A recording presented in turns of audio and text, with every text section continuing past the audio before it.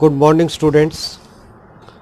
This is our first practical in inspection and quality control regarding X bar and R bar chart. As it is the very first practical and you have very little exposure of quality.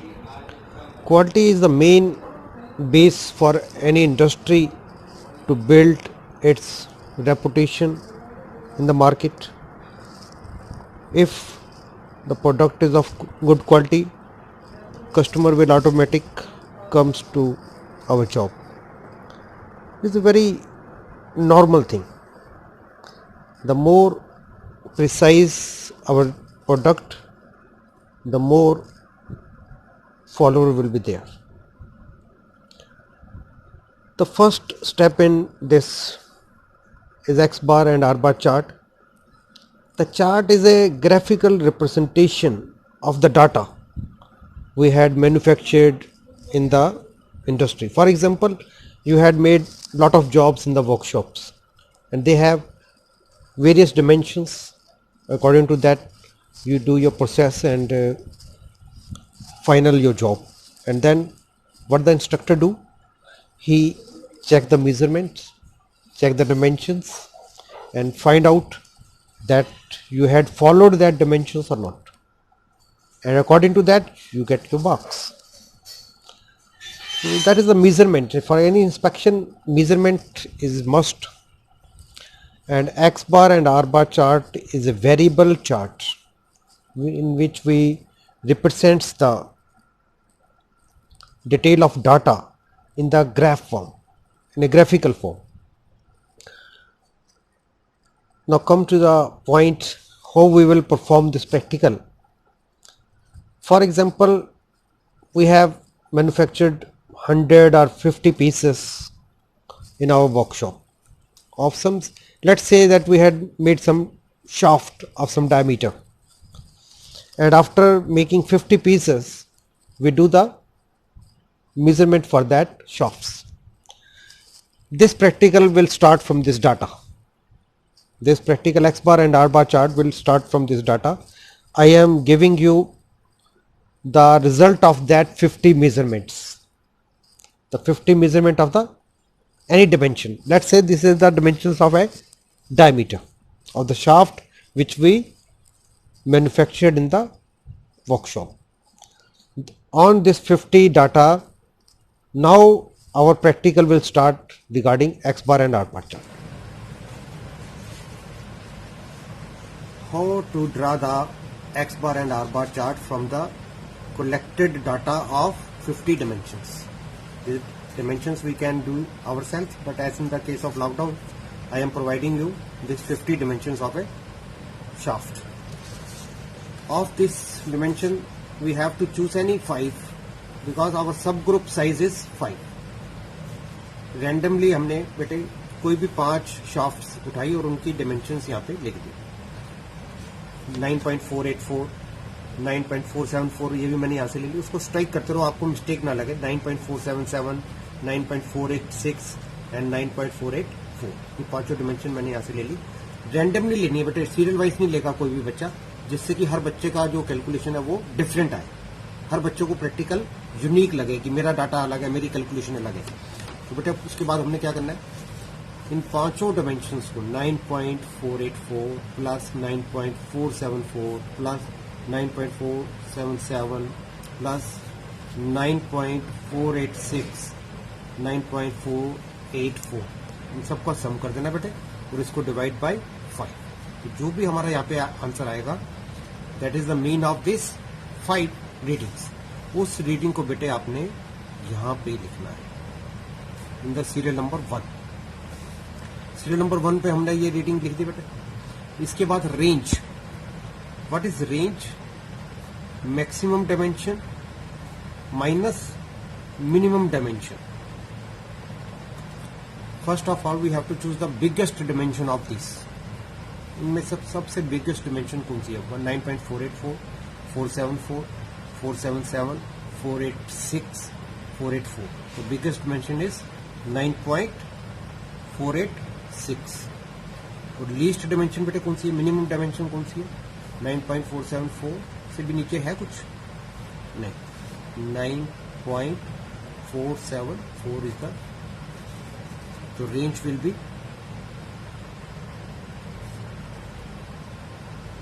0.012. This is the range for this. This is the range for this dimensions. This set number 1 का हमने range बेटे ऐसे निकाल लिया, maximum dimension divide by minimum dimension. तो बेटे आप समझ गए कि हमने 50 में से 5 डायमेंशंस ले ली, इन 5 के बजाय बेटे कितनी बची, 45 बच गई हैं। उनको आपने step by step serial number 2 में 5 उठानी है, फिर इसमें 5 उठानी है, फिर और सारा स्टेप लेने के बाद आपने ये रीडिंग इसी ढंग से बेटे मीन निकालना है, 5 का मीन और 5 का रेंज में डिवीजन नहीं करना बेटे 5 से, सिर्फ मीन में 5 से डिवीजन करना है और रेंज में maximum dimension minus minimum dimension का डिफरेंस यहाँ पे लिख देना है। तो ये हमारे पास बेटे 10 रीडिंग आपने कंप्लीट कर लेनी है अपनी कॉपी पे। और इसके बाद नेक्स्ट क्या है बेटे, जितने भी हमारे मीन का आया है इसका ग्रैंड सम कर लिया बेटे। कितनी रीडिंग है, 10 divide by 10, this will give us the value of x bar.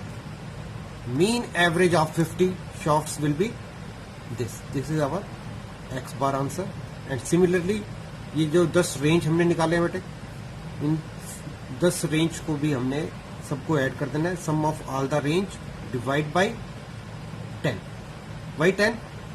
Because we are taking 10 different sets of calculation of group 5। 5 के हमने बेटे 10 बनाए ना, तो ये डिपेंड करता है, आप 10 भी हो सकते हैं बेटे, 15 भी हो सकते हैं, बट नॉट लेस देन 10 या not less than 8 beyond that. हमें जिससे कि हमारे को आगे जो x बार और r बार चार्ट आप देखेंगे उसमें हमें ज्यादा फिगर्स या ज्यादा डाटा मिले।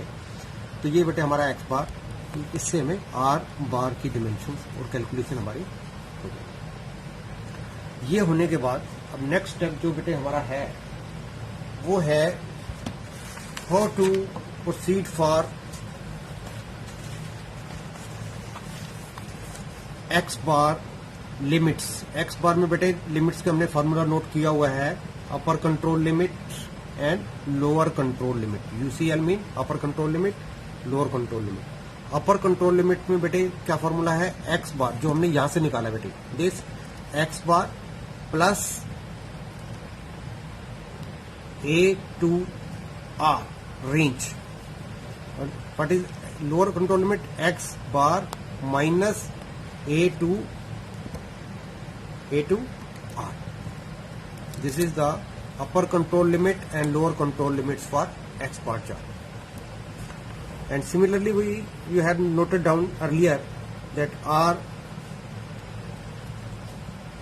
chart के लिए जो बेटे हमारा upper control limit है, upper control limit is D4R and lower control limit क्या है बेटे, D3R.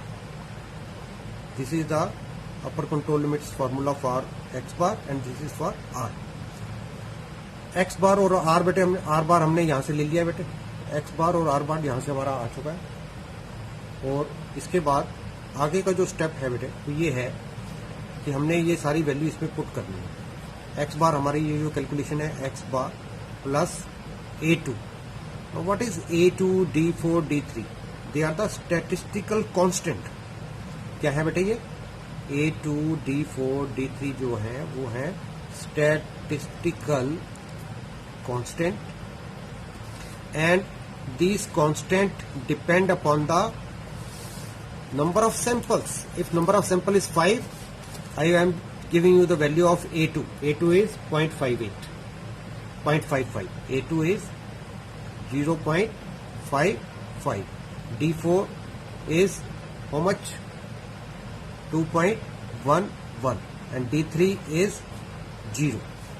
This data is only in case when n is 5. क्योंकि बेटे हमने यहाँ पे 5 लिए ना, तो अब फाइनल एग्जाम में बेटे ये 4 भी हो सकते हैं, 3 भी हो सकते हैं, 6 भी हो सकते हैं। और 3, 4, 6 होने पे क्या होगा, ये वैल्यूज आपकी चेंज हो जाएंगी, A2, D4, D3 वाली वैल्यूज चेंज हो जाएंगी। तो इससे हमें अपनी कैलकुलेशन इन वैल्यू के ऊपर डिपेंड करके बेटे कैलकुलेट करना है। और ये जो हमारा अपर कंट्रोल लिमिट और लोअर कंट्रोल लिमिट्स की जो वैल्यू आएंगी बेटे, उसको हमने अब ग्राफ पेपर पे बनाना है। ग्राफ पेपर कैसे बनेगा बेटे, नेक्स्ट में आपको बताया जा रहा। नंबर ऑफ सैंपल्स, ये हमने एक्स बार के लिए बना रहा हूं बेटे।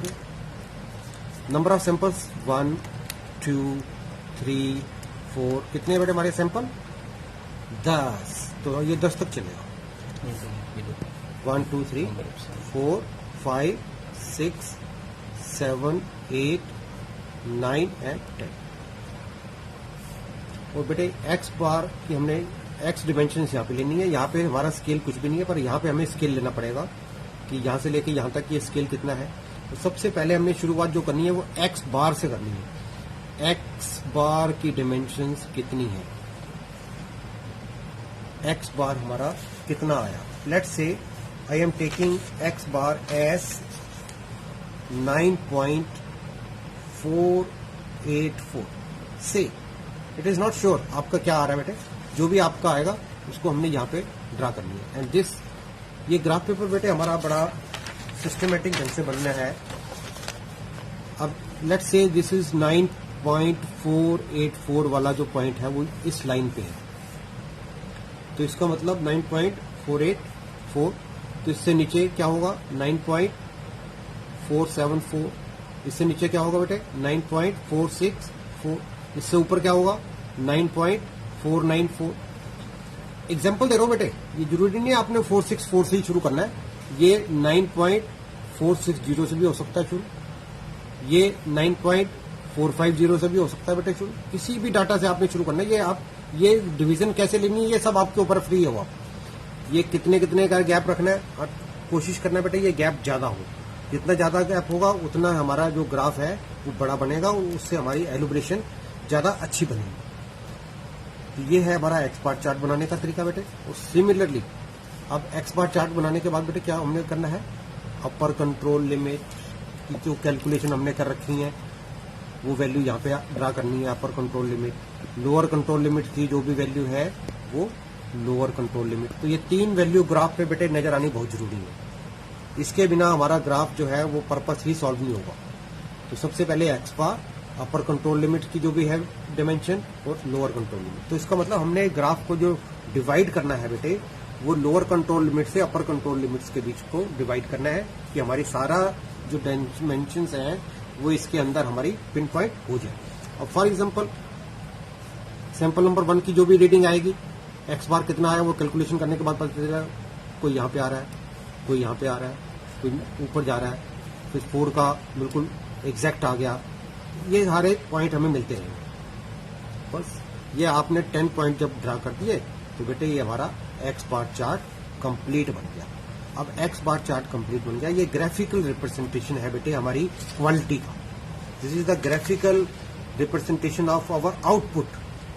और सबसे बेस्ट आउटपुट बेटे कौन सी होगी, सबसे बेस्ट आउटपुट वो होती अगर हमारे सारी ये जो पॉइंट हैं वो इस लाइन के आसपास आते। तो इसका मतलब हमारी मशीनरी बहुत अच्छी है, हमारा टूल्स बड़े अच्छे हैं, हमारा वर्कर बड़ा अच्छा है, हमारा मटेरियल बड़ा अच्छा है, एवरीथिंग इज बेस्ट। सारे पॉइंट्स इस लाइन पे आएंगे। पर बेटा ऐसा होता नहीं है, ह्यूमन एरर होता है, मशीन एरर होता है, टूल एरर होता है। सारे एरर्स मिलने के बाद ये हमारी क्वालिटी ऐसे चलती रहती है। और ये पॉइंट्स हमने ड्रा कर देने हैं। हाँ, बस इंडस्ट्री में हम इसको यूज कैसे करेंगे, हम इसके यह ट्रेलर नहीं होता बेटे मूवी का, ये हमारे ट्रेलर है। किसका ट्रेलर, क्वालिटी का ट्रेलर। अगर कोई पॉइंट हमारे बाहर अंदर जा रहे हैं तो इसका मतलब ये पिक्चर फ्लॉप है, ये मैन्युफैक्चरिंग हमारी फ्लॉप है। अगर लोअर कंट्रोल लिमिट से बाहर पॉइंट लगने शुरू हो जाए या ऊपर जाने शुरू हो जाए तो इसका मतलब हमारा ये मैन्युफैक्चरिंग यूनिट जो है वो प्रॉपर काम नहीं कर रही। बस एक्स बार चार्ट के बारे में बाकी थ्योरी में बैठ जाए आप ज्यादा नॉलेज देंगे, बट फिलहाल इतना ही है कि ये ग्राफिकल रिप्रेजेंटेशन है जो हमारी क्वालिटी के लेवल को शो करता है। Very good.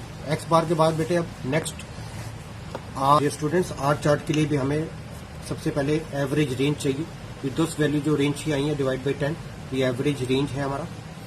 Upper control limit of range, lower control limit of range, इन तीन वैल्यूज के बाद हमारा आर बार चार्ट काम शुरू होगा बेटे। एक्स एक्सिस पे वही नंबर ऑफ सैंपल्स 10, आर हमारा कितना आया आर की कुछ भी एक वैल्यू होगी, लेट से आई एम टेकिंग 0.0169 से एज्यूम कर रहा हूँ बेटे मैं, आपको जो भी आर आएगा उसको आपने लेना है। और इसका मतलब यहाँ पे टेबल कैसे लिया जाएगा या स्केल कैसे लिया जाएगा, 0.01, 0.01,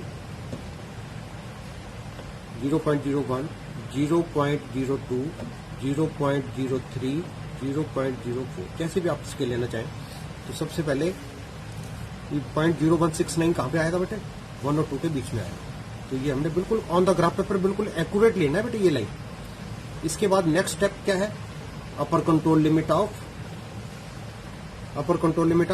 range, upper control limit for range, lower control limit for range. Lower control limit बेटे D3 0 था, तो इसलिए इसकी लोअर कंट्रोल लिमिट 0 पे ही आ जाएगी। 0 multiply by anything 0, LCL is 0 because D3 is 0। तो ये लोअर कंट्रोल लिमिट बेटे यहाँ पे है, अपर कंट्रोल लिमिट यहाँ पे और रेंज यहाँ पे। तो जो भी हमारी फिगर आनी चाहिए बेटे वो इसके बीच में आनी चाहिए, जो भी पॉइंट हमारे लगने हैं। तो सैंपल 1 का जो भी रेंज आएगा बेटे वो यहाँ पे देख के लग जाएगा, सैंपल 2 का जो भी रेंज आएगा, सैंपल 3 का रेंज। कुछ रेंज हमारे बाहर जाएंगे, कुछ इस लाइन से बाहर भी जा सकते हैं, पर वो टेक्निकली वो जाने नहीं चाहिए। तो बेटे क्योंकि हमारी नॉर्मल या बड़ी रफ मैन्युफैक्चरिंग है या ये डाटा किस मशीन का है वो डिपेंड करता है। तो ये कुछ डाटा बाहर भी जा सकते हैं, नहीं भी जा सकते। तो ये हमारा, और इन पॉइंट्स को बेटे हमने फिर बाद में मैच भी कर देंगे। पॉइंट नंबर 1 जो पॉइंट बनता रहेगा उसको उसी सीरियल वाइज में हम ऐड करते रहेंगे, और ये हमारा आर बार चार्ट बन जाएगा बेटे। और इसकी फाइनल शेप कैसी होगी, जस्ट मैं सैंपल के लिए आपको एक प्रीवियस ईयर की कॉपी दिखा रहा हूँ बेटे, कि फाइनल जो हमारा चार्ट बनेगा वो ऐसा बनेगा। एक्स बार चार्ट, एक्स बार की वैल्यू बेटे इधर, सैंपल साइज की वैल्यू इधर, और ऐसे ही आर की वैल्यू और आर। बिल्कुल बेटे आप इतना ही आधा ग्राफ बनाना चाहें आधा बनाओ, मेरी तो हमेशा यही इच्छा रहती है कि आप इससे भी डबल साइज का बनाओ। ग्राफ की हमने सेविंग नहीं करनी, जितना बड़ा होगा उतना हमारे एक्यूरेसी और ज्यादा बढ़ती जाएगी, जितना ग्राफ छोटा आएगा उसमें एरर का पता नहीं चलेगा। तो ये एक्स बार चार्ट कंप्लीट हो जाएगा और बेटे ये आर बार चार्ट कंप्लीट हो जाएगा। ये आज हमारा प्रैक्टिकल नंबर 1 कंप्लीट हो गया है, how to draw the x bar chart and R bar chart and how to complete the observation table for this whole exercise बेटे आपने खुद करनी है। और ये सारी कैलकुलेशन आपने खुद करनी है, सारा ग्राफ आपने खुद बनाना है। और ये चॉइस आपको इसलिए दे दी है कि हर बच्चे का प्रैक्टिकल डिफरेंट हो, वो अपना अपना डाटा 5-5 का इसमें से कुछ भी चूज करे अपनी मर्जी से। और ये हमारा प्रैक्टिकल 1 कंप्लीट हो गया बेटे। इसको कंप्लीट करके जैसे ही आपको इंस्ट्रक्शन मिलेंगी वो आपने अपना नोट कर देना है, तो फिर इसकी हम चेकिंग करेंगे और उसकी मार्किंग लगेंगी। Thank you very much for today.